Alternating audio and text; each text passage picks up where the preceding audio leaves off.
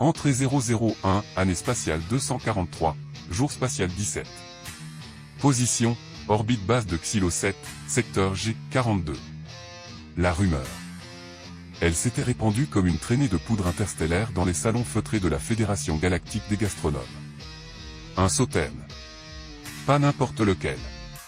Le sauterne ultime. Un vin d'une rareté légendaire, dont l'existence même était contestée par les moins aventureux. Mais mon palais, lui, ne mentait jamais.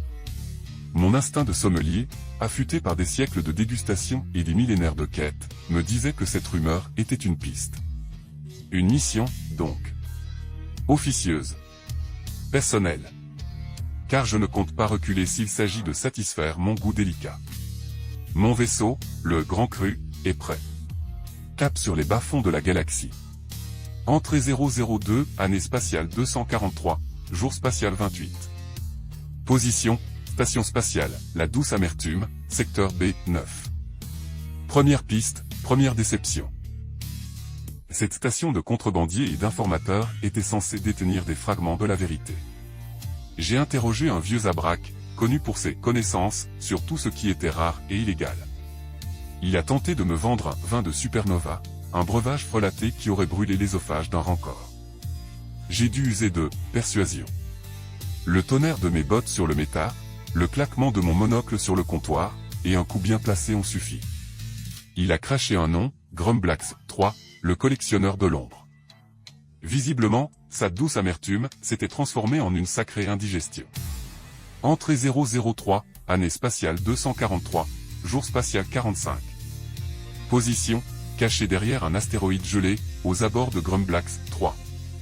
Une forteresse glacée, réputée imprenable, où se terrait le fameux collectionneur, une créature arachnoïde avec une soixantaine de membres et une centaine d'yeux. Ses entrepôts étaient légendaires. J'y ai pénétré par un conduit d'aération, une méthode un peu rustre pour un sommelier, mais efficace. J'ai traversé des pièces remplies de vins anciens, de nectars oubliés, de spiritueux millénaires. Mais pas de sauterne. Je l'ai trouvé, bien sûr. Il était assis, ses nombreux yeux fixés sur un écran affichant des côtes boursières. Il a essayé de m'étouffer avec ses 60 bras. Amateur. Après une danse épique entre mes gants de cuir et ses appendices, il a fini par révéler une donnée. Une planète naine, sans nom, à la limite de l'oursin nébuleux. Une étoile morte, il y a 20 ans, sommelier. Le vin est sûrement périmé. J'ai souri. Le défi était lancé. Entrée 004, année spatiale 243, jour spatial 68. Position, aux confins de l'oursin nébuleux, cap sur les coordonnées inconnues. La solitude de l'espace est propice à la réflexion. 20 ans.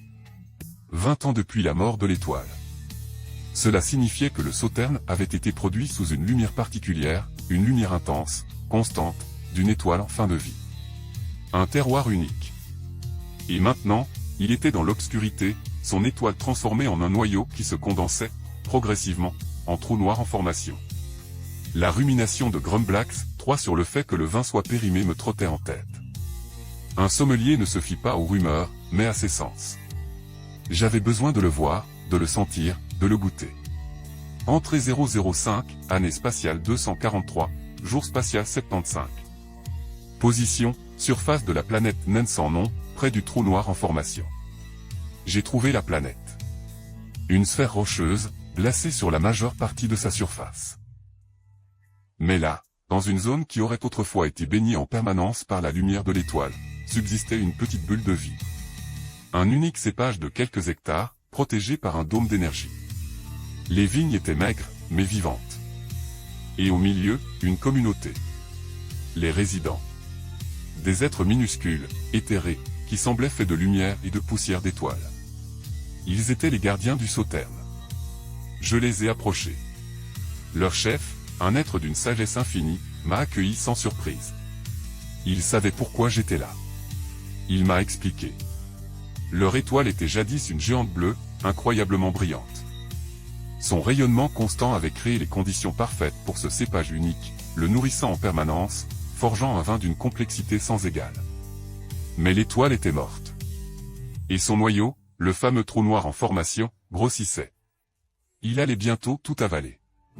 le cépage, la planète, et, inévitablement, le sauterne.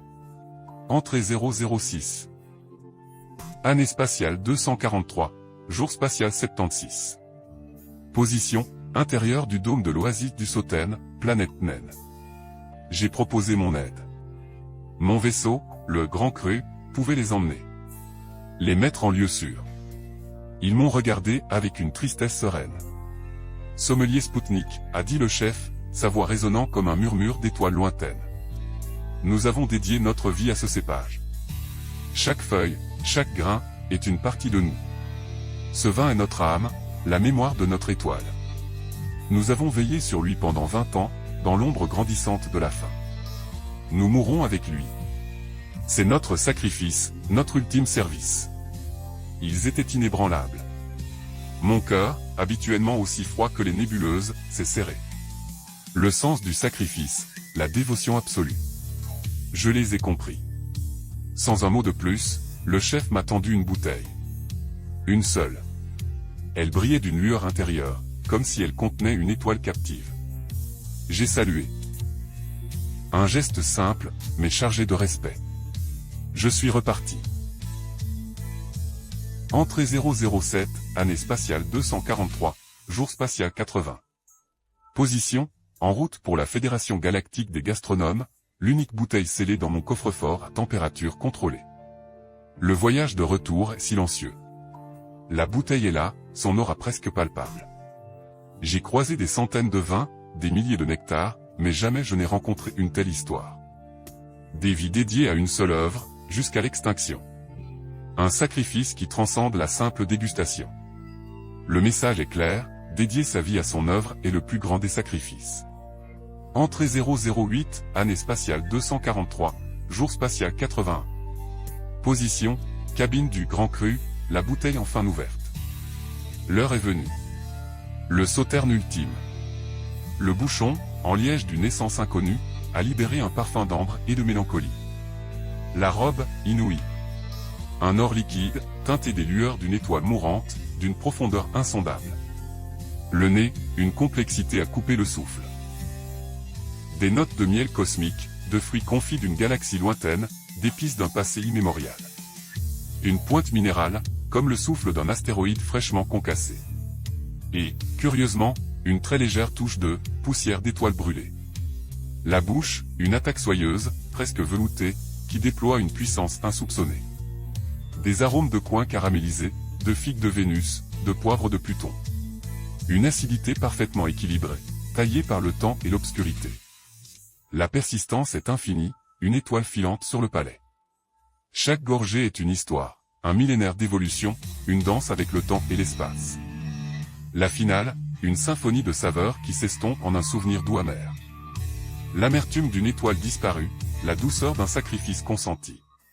Ce vin n'est pas un simple breuvage. C'est une œuvre d'art, un testament. Un chef-d'œuvre créé par ceux qui lui ont dédié leur vie, jusqu'au dernier instant. Et ça, c'est au-delà de toute qualification. Bravo!